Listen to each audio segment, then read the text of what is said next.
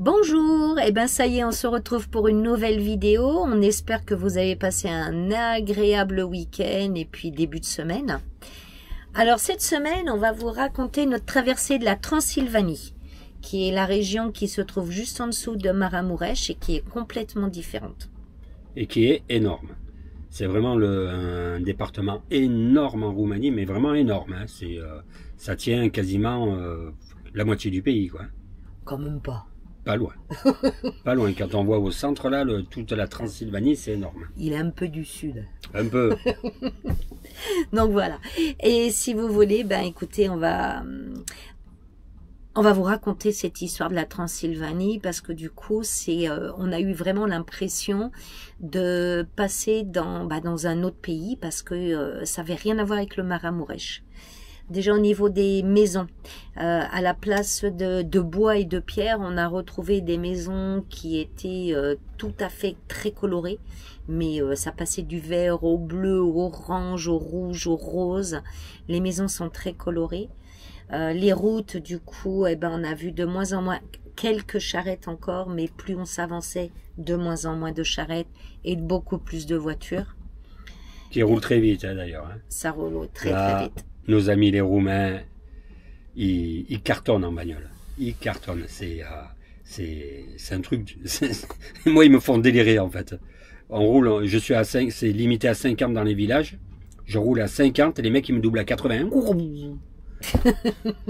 Mais pas un, hein, c'est tout le monde, quoi. C'est un truc de. Voilà, ils roulent vite. Très, très vite.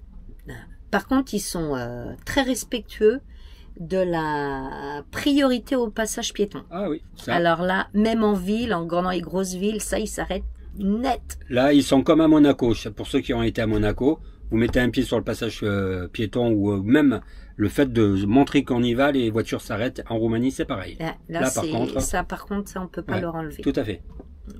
Donc voilà, donc sinon au niveau des routes, ce qu'on peut dire c'est qu'on a trouvé au bord des routes et de beaucoup de villages, malheureusement beaucoup de déchets. Et là, l'apothéose. Là, alors là,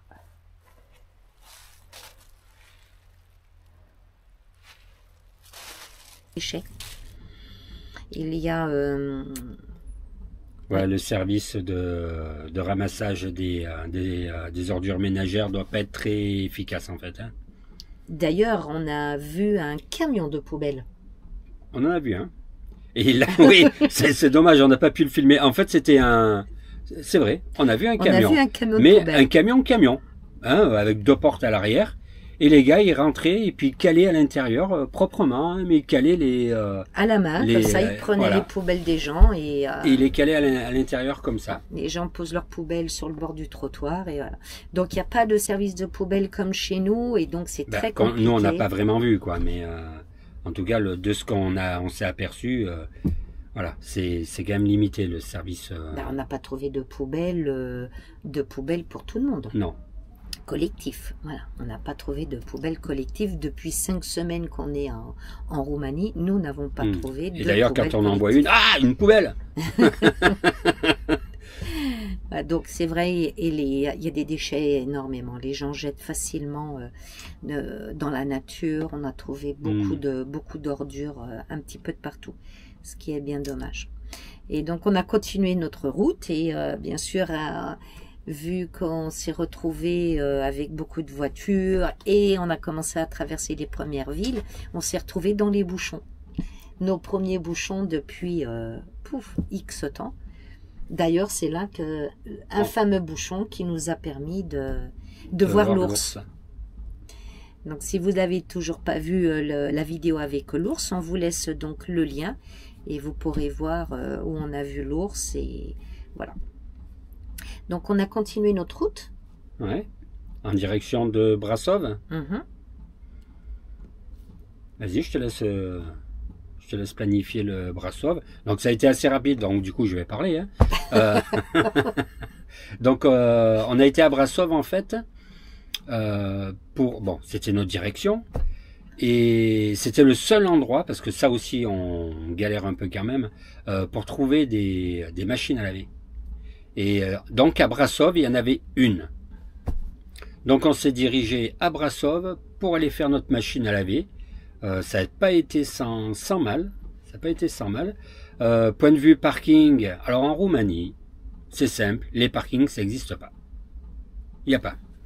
Donc une fois qu'il n'y a pas de parking, c'est assez compliqué pour bivouaquer, il n'y a pas de parking.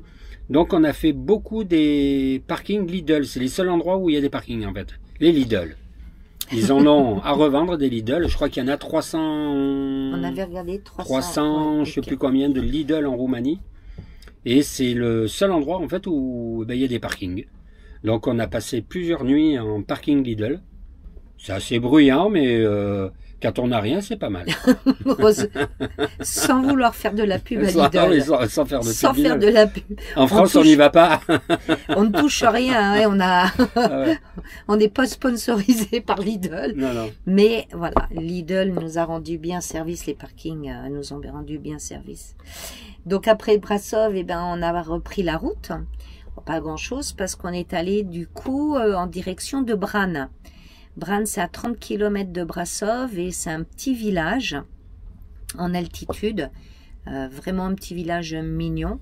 Et on a été très surpris parce que avant d'arriver, donc des gens étaient sous la neige et tout le long, il y avait des locations de buggy. Et en fin de compte, les gens se déplacent en buggy. Ça ressemble à une station d'hiver, mais on skie pas, sûrement que c'est pas développé pour skier. Mais ils louent de partout, ils louent des buggy. C'est de chaque côté des routes. Ouais, de la route, ils louent des buggy. Des buggy à plein. Voilà. Et donc, arrivé à Bran, là, on a vu un tourisme incroyable, ça brassait. Et c'est fait à la façon des stations de ski. Hein. C'est vraiment les petits chalets. Et là, il y a des tout petits parkings et tous les parkings sont payants. Donc, nous, avec le camping-car, impossible de trouver de la place pour manœuvrer. Donc, on a continué un peu la route. On est sorti un petit peu du village et on a eu de la chance. Là, il y avait un énorme parking un peu à l'abandon. Je pense que c'était comme un parking un peu comme chez nous de la DDE ou de l'entretien des villes, là, voilà. C'était un truc un peu comme ça. C'était pas un parking, c'était un parking parce que ça ressemble à un parking, mais voilà. Mais voilà. Donc on s'est mis là et on a pu enfin aller découvrir le château de Bran. Le château de Bran qui est le château de Dracula, le fameux Dracula légendaire. Et du coup, on vous laisse découvrir la suite et l'explication de l'histoire de Dracula. Eh bien, profitez bien et à bientôt.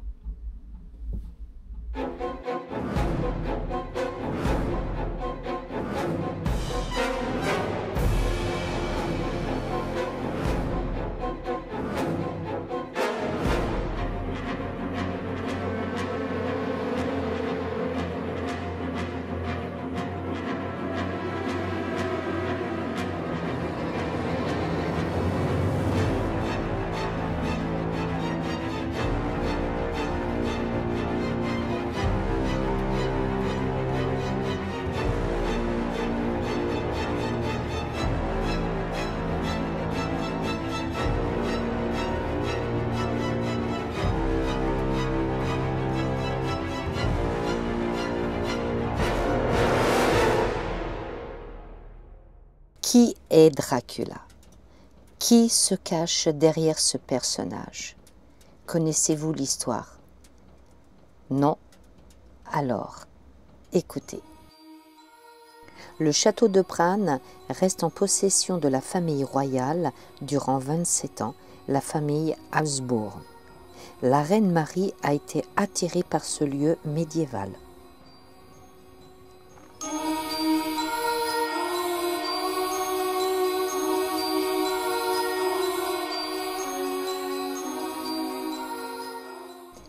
Bram Stoker, écrivain irlandais, est le créateur du conte Dracula qui paraît en 1897.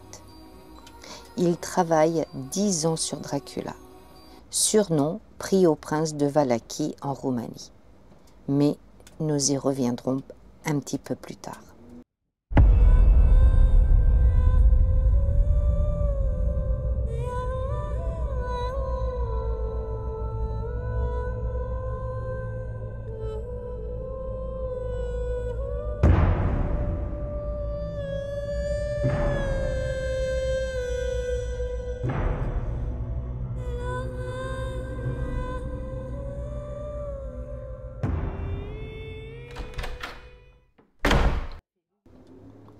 Stoker se révèle perfectionniste et son ouvrage s'apparente autant à un roman qu'à une étude ethnologique, historique et géographique. Il décrit la Transylvanie sans jamais y avoir été.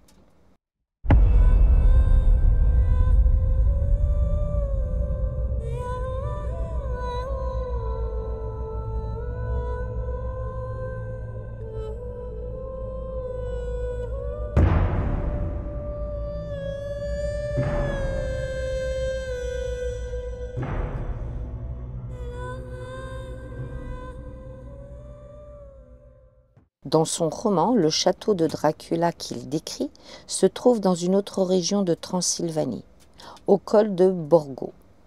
Mais il n'y a jamais eu aucun château à cet endroit. Le château de Bran correspond assez bien à l'image que véhicule le roman. C'est comme ça que ce château est devenu le château de Dracula.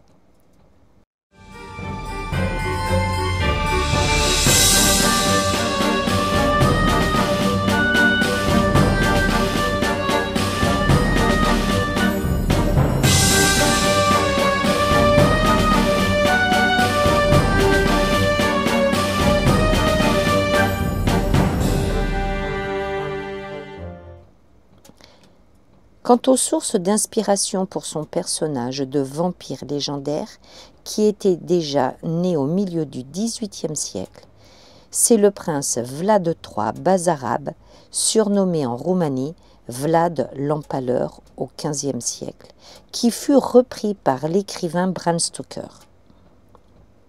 Les récits à propos de l'Empaleur, en vampire sanguinaire, se repaissant de chair humaine et buvant du sang, attablé devant une forêt.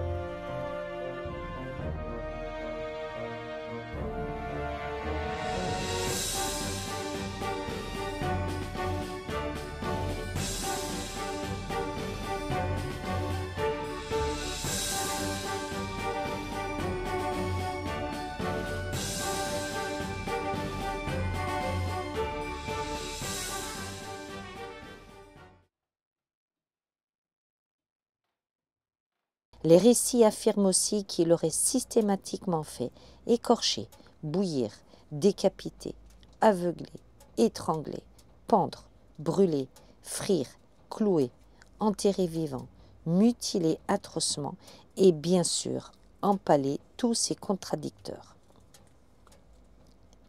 Il aurait même empalé ses propres soldats blessés dans le dos, donc ayant fui l'ennemi.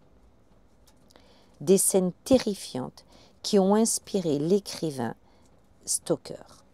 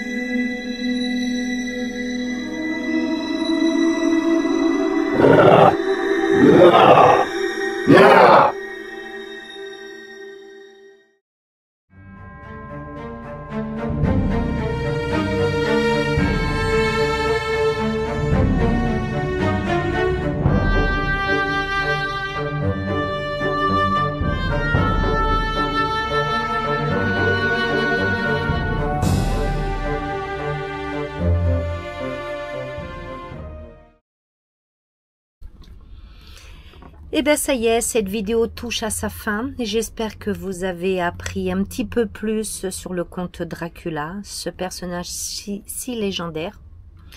Alors, il faut savoir que c'est un film qui a eu une multitude de versions. Je vous laisse donc sur cette vidéo sanguinaire. Et je vous dis bien sûr à la semaine prochaine. Si vous avez aimé, mettez un like. Et puis, si vous n'êtes pas déjà abonné, eh ben, abonnez-vous. Et puis, je vous dis à la semaine prochaine. Ciao!